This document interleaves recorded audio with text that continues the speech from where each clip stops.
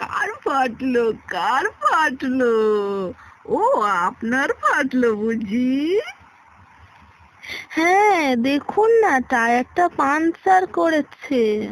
তা গাড়ি সারানোর জন্য কিছু যন্ত্রপাতি রাখেননি সঙ্গে?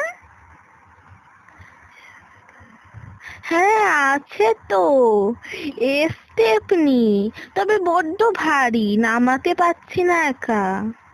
তা হাত আছে, পা আছে, মুখে জোরও আছে, আর ওইটা নামাতে পারছেন না? স্টেপনি?